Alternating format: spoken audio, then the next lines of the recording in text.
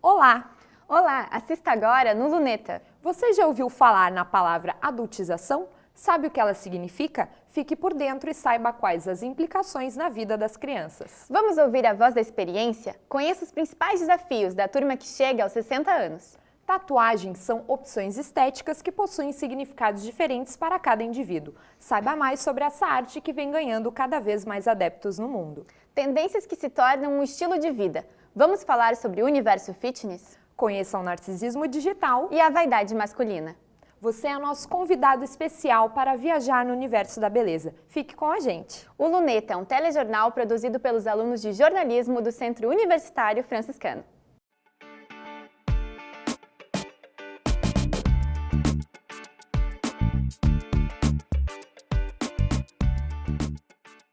Já nos primeiros anos de vida, muitas crianças são pressionadas a imitarem a aparência e o comportamento dos adultos. Você já se perguntou quais as causas e consequências da adultização de crianças? Então, confira a reportagem de Andressa Marim. Salto alto, maquiagem, roupas de adultos e conexão 24 horas do celular. A adultização infantil acontece quando os valores do mundo adulto se inserem na vida das crianças. Isso é cada vez mais frequente e resulta na antecipação da vida adulta. Vejo isso como um problema, principalmente em relação à mídia. A mídia é uma grande vilã, porque ela desde cedo, as crianças não têm acesso, não só às mídias alternativas, como a grande mídia, que promove, digamos assim, cenas, e o mercado de consumo também se apropria dessa questão, O mercado em si, ele atua, fortemente para transformar logo muito cedo as crianças em consumidores, E essa adultização é um prejuízo. Cada vez se vê menos crianças brincando nas ruas, andando de bicicleta ou fazendo atividades típicas da fase infantil. Desde cedo, elas se deparam com uma rotina corrida e muitas vezes estressante, parecida com a dos adultos. Antes era uma proposta diferente, as minis elas tinham que usar mais saltinho, enfim, usar uma artificialidade maior para se destacar bastante. Hoje não, hoje a proposta dos concursos são bem mais naturais. Lógico que elas têm todo um luxo de um vestido de gala, de uma sapatilha bonita, de um mini salto, enfim, mas elas estudam bastante. Elas têm que estudar inglês, elas têm que estudar história, geografia, elas têm entrevistas, então isso aí destaca, mas por um lado eu acho que cultural. E eu acho que acrescenta bastante. Eu não vejo assim uma diferença muito grande na parte infantil. Eu acho que a menina desenvolve bastante culturalmente dentro do concurso, da proposta de hoje em dia, que é os concursos de Miss Infantil. A industrialização de produtos de adultos adaptados para as crianças está mais comum a cada dia. São cosméticos, roupas e acessórios pensados para os pequenos, e a naturalidade da imagem da criança é deixada para trás. E o que a gente percebe também é que existe uma crença de que a criança é bonita. Muitas vezes o pai coloca dentro da criança a sua frustração de beleza, das coisas que ele não conseguiu. Então ele projeta no filho, fazendo com que o filho realize o sonho dele. E às vezes não é um sonho da criança, às vezes a criança não é bonita e muitas vezes esses concursos são pagos para te ganhar. Então tem todo um comércio por trás disso tudo e quando a criança se depara mesmo, ela não é uma realidade. Como acabamos de ver, tudo tem a hora certa. E o medo do envelhecimento pode se transformar em um problema. Quem explica é a repórter Larissa da Rosa. Estar perto de pessoas idosas ou identificarem-se em marcas do tempo pode ser assustador para algumas pessoas. A gerontofobia é o medo de envelhecer ou de qualquer outra coisa ligada a este processo. Quem possui esse medo patológico busca compulsivamente alterar os aspectos biológicos com processos anti-envelhecimento. O que causa a gerontofobia é um estigma relacionado às pessoas mais velhas.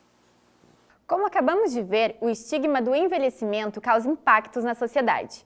Na contramão dos preconceitos, a terceira idade manda o recado. Sim, é bonito envelhecer. Na sociedade contemporânea, beleza e juventude são tratadas como sinônimos. Há um retrato negativo da velhice. Ainda assim, existem aqueles que rejeitam estereótipos e criam novas possibilidades para o processo de envelhecimento, não se aposentando de si mesmos.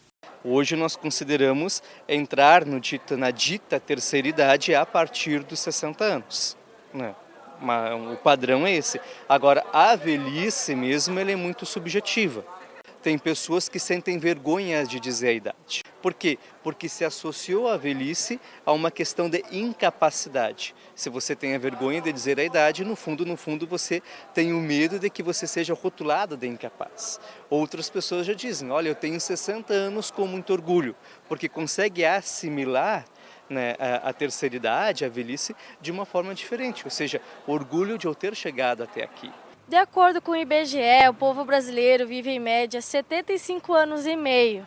Comparando com a expectativa de vida da década de 40 com a atual, o povo brasileiro vive em média 33 anos a mais. Hoje tem mais facilidade para tratamentos, para tratamento de pele, de corpo, de tudo, né? Então, há mais facilidade da mulher se cuidar. Envelhecer faz parte do desenvolvimento humano, mas a rejeição a este processo é comum. Ainda assim, há aqueles que abraçam a etapa da vida e que se encontram e ressignificam o envelhecimento. A terceira idade é uma criação de um sistema. Não existe a terceira idade. A terceira idade é aquilo que tu sente. O que eu vejo no espelho é um guri. É o que eu me sinto.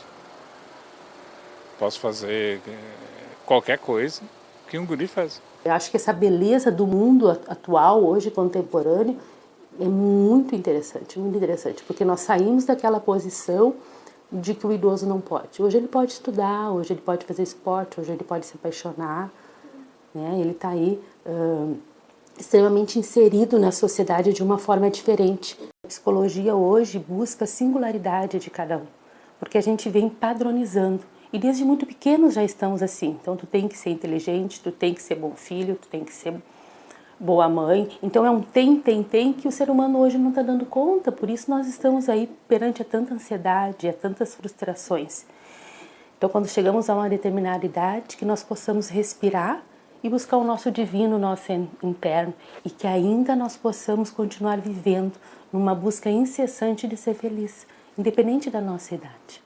A beleza é muito mais do que estar na moda. Beleza é força, liberdade e empoderamento. No tratamento de câncer com quimioterapia, muitos pacientes perdem o cabelo ou passam por cirurgias, deixando a vaidade abalada nesse período. A perda da autoestima pode gerar ou aumentar quadros depressivos que dificultam o tratamento. Não desistir de si mesmo e investir em perucas e lenços podem ser verdadeiros remédios nesse período. A tatuagem se reinventa. Ela não é uma moda, mas uma forma de expressão e identificação. Saiba mais sobre a história da tatuagem e sobre o uso de piercings na matéria feita pelo repórter Diego Garlet. As modificações corporais são tão antigas quanto a humanidade e por muito tempo foram marginalizadas. Hoje, a procura por tatuagens, piercings e outras transformações estéticas aumenta cada vez mais. A tatuagem surgiu há cerca de 8.000 anos. E nesse período foi utilizada por motivos religiosos, como marca de guerra e até mesmo como um modo de registrar os judeus na Alemanha nazista. Com o passar do tempo, ela se tornou uma modificação estética e uma forma de expressar a personalidade. Sempre o homem quer se diferenciar, né? Desde que isso é da gente já. Por isso que alguns povos se tatuavam, outros se cortavam, outros eram com queimaduras. Então a gente tem essa necessidade de marcar. E também hoje a mídia também, né? Entrou na moda, a tatuagem virou moda hoje. Então uma coisa puxa a outra, né? Old school, new school, oriental, tribal, pontilhismo, os estilos são os mais diversos para uma arte que se reinventa a cada dia. A tatuagem começa lá atrás com old school, né? Que são as tatuagens que os marinheiros faziam. São desenhos mais simples, poucas cores, e na própria evolução da tatuagem foi surgindo outros estilos. Tem o japonês, tatuagem oriental, mesmo na tatuagem oriental tem o old oriental, tem o new oriental, que já é uma tatuagem mais moderna, e foram surgindo, né, preto e sombra, new school, são desenhos mais lúdicos, mais coloridos. Além das tatuagens, existem outras formas de modificações corporais, como os piercings, os alargadores, bifurcação na língua, cabelos coloridos, entre outras. Mais que uma forma de modificar o corpo, é uma forma de expressão. A minha forma de me expressar e a questão estética também. Porque, óbvio, tatuagem, eu não faço tatuagem só para mostrar que é aquilo que eu penso, porque eu tenho frases e tal, só que também é porque é bonito. E eu acho que seja bonito, tanto quanto os piercings não seriam por outra forma. Eu não sou esse tipo de pessoa que faz para chocar os outros. Digamos que eu comecei até numa inocência, porque como em casa eu nunca fui reprimida quanto a isso, né? Todo mundo lá em casa é meio diferente dos padrões. Então eu não via como estar sendo diferente, eu via como está sendo o que eu sou. Hoje em dia, a tatuagem também é uma ferramenta para a autoestima, podendo ser usada para disfarçar ou cobrir cicatrizes e marcas indesejadas.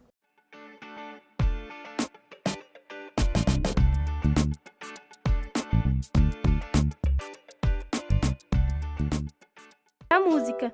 A única máscara que você se permite acreditar é o teatro. A única escola municipal de artes do Brasil é a EMAET, a escola que há 33 anos ensina e vive arte em Santa Maria. E a única forma de expressar. Incentivar a arte transforma, inspira. E através desse projeto em Santa Maria, criamos grandes artistas à espera dos seus aplausos. Orquestrando Arte. Transforma a realidade, cultiva talentos. Descubra mais na nossa página no Facebook ou pelo telefone 55 8114 9042. Oi, eu sou Marcelinho. Eu tenho algo para contar a você. O meu amigo é um leão, mas as pessoas duvidam disso. Já tentei convencer a todos, mas eles não acreditam. Será que eles não conhecem o São Brás? Se eles conhecessem, poderiam fazer novos amigos também, assim como eu. Faça a sua parte, adote um amigo.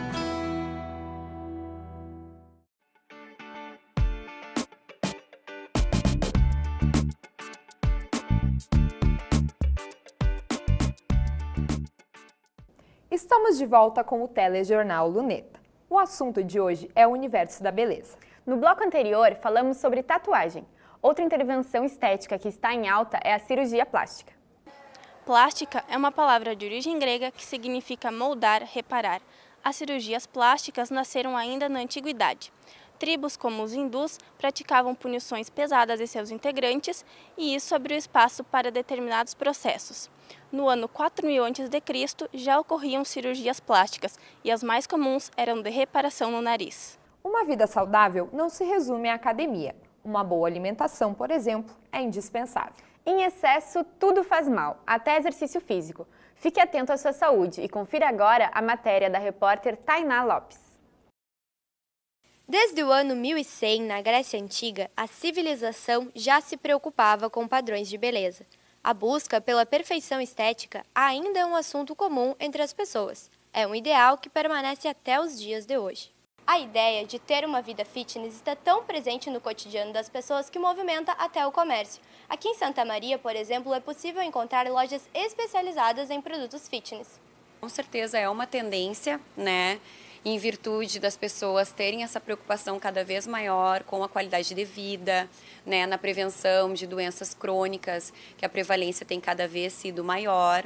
Mas claro que tudo com uma forma de equilíbrio, né?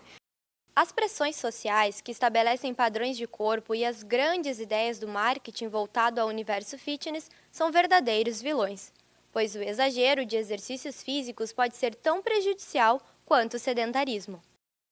Os malefícios principais relacionados à prática exagerada de exercício físico são o excesso de lesões, né, o aparecimento de muitas lesões, e isso vem de acordo com a especificidade de cada indivíduo e do esporte que eles praticam, né, e isso depende muito do nível e da orientação também que esses indivíduos estão tendo dentro da sua prática desportiva. Mas o atleta de final de semana, aquele que pratica atividade física sem uma orientação, nós temos visto um excesso de lesões pelo excesso de treino, pelo excesso de prática de atividade física sem a devida periodização. Hoje em dia, com a disseminação da necessidade da prática desportiva, né, até por uma forma de promoção da saúde, não tem um esporte específico que cause mais lesões ou que eu veja mais no consultório. Tem de tudo.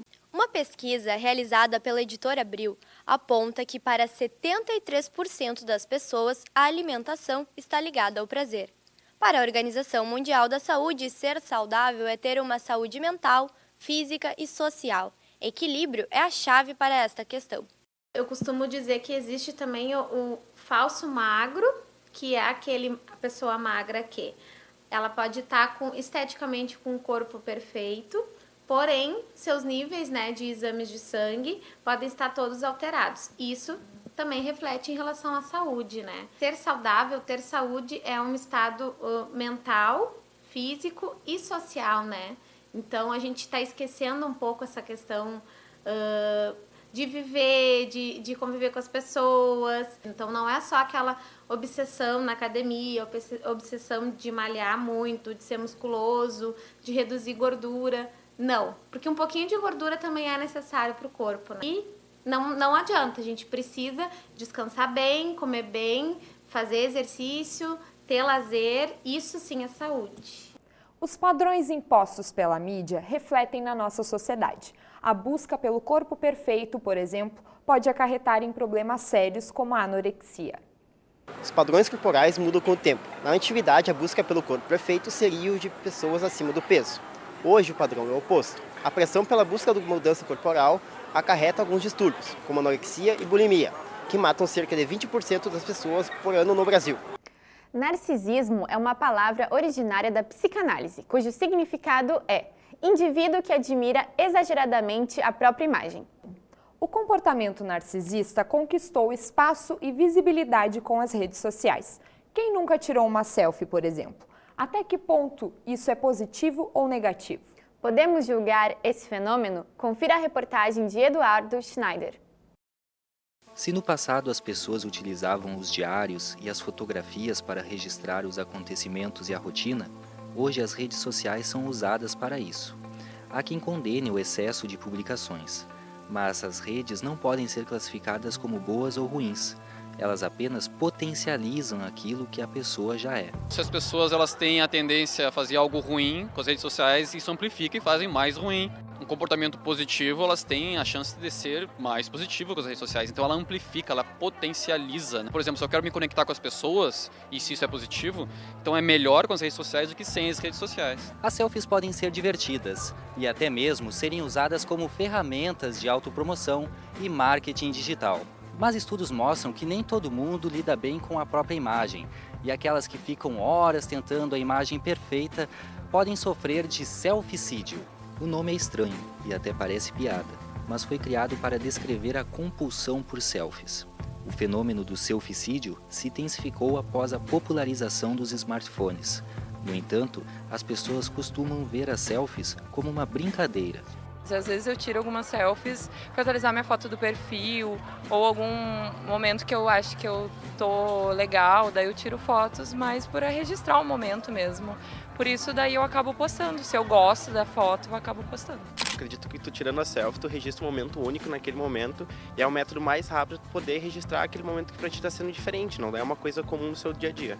Acredito que a selfie não seja uma foto muito bonita e muito apresentável, ainda mais para alguém que tem uma vocação diferente. E quando eu tirar uma foto mais trabalhada, são várias em sequência, para ficar uma em especial mais bonita do que a outra, então ficar um negócio arrumadinho, bonitinho. Eu acho isso muito legal e eu acho bastante importante para a sociedade que ela quebre o paradigma. Nos Estados Unidos, o selfie hoje em dia ele é mais aceito que pessoas que sofriam bullying nas escolas. Então, tu acaba vendo isso de uma outra atênue, assim, tu acaba vendo de uma outra forma bem legal, assim, as pessoas poderem chegar e fazer o selfie. Claro que se existe um vício, né? Isso é um dos grandes problemas que existe em nossa sociedade contemporânea atual, que é o grande vício do tal do famoso selfie, né? Tem pessoas que são viciadas e elas são tão viciadas que elas colocam, elas querem ver quantas mil curtidas elas vão ter. Se eu tiver 4, eu já estou feliz. O que se percebe é que existe vontade de aparecer nas redes sociais, uma espécie de narcisismo digital, com o culto ao corpo, onde o sujeito vive do seu próprio espetáculo. Como disse Debord, o espetáculo não é um conjunto de imagens, mas uma relação social entre as pessoas mediada por imagens. Tirar uma selfie e postar nas redes sociais não pode ser considerado uma ação isolada. Pode significar comportamento, representação e construção de uma identidade desejada por meio de imagens que são símbolos de pertencimento. Com as redes sociais, as pessoas passaram a criar uma narrativa da sua própria vida, né? Na verdade, sempre foi assim. A gente sempre tentou criar uma narrativa da nossa própria vida na comunidade, no dia a dia, né? No espaço público. Só que com as redes sociais a gente tem a chance de criar... A gente tem mais poder para criar essa narrativa, né? A gente pode selecionar o que vai entrar nessa narrativa e o que vai sair nessa narrativa. É mais fácil de fazer isso. Então, aí, ó, viu? Daí fica registrado. Tá certo. Então, tipo, não tem diferença. Quando te der na telha, tu tem que tirar. Está enganado quem pensa que vaidade é assunto de mulher. Não é mesmo, Georgia Fröhlich?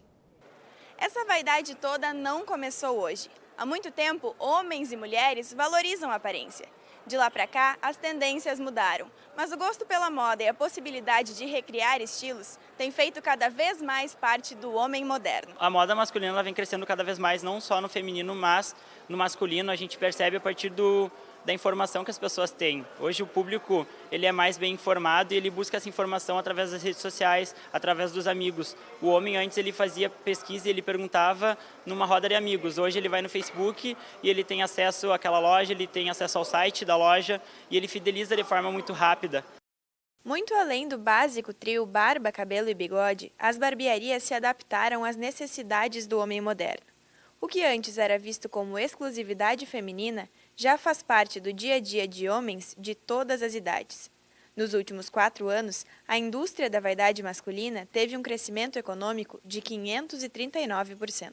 A barbearia surgiu num conceito meu e do Kiko, no caso que é meu sócio, que a gente quis fazer um negócio não plastificado, não pegar referências da Europa, mas fazer com a nossa cara aqui, com a nossa influência cultural, vivência de vida no contexto de Santa Maria, no caso.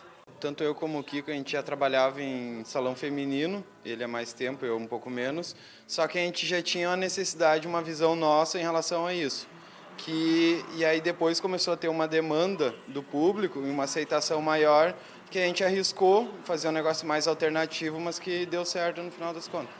Essa busca incessante pela beleza fez com que os concursos de Mister se tornassem ainda mais concorridos.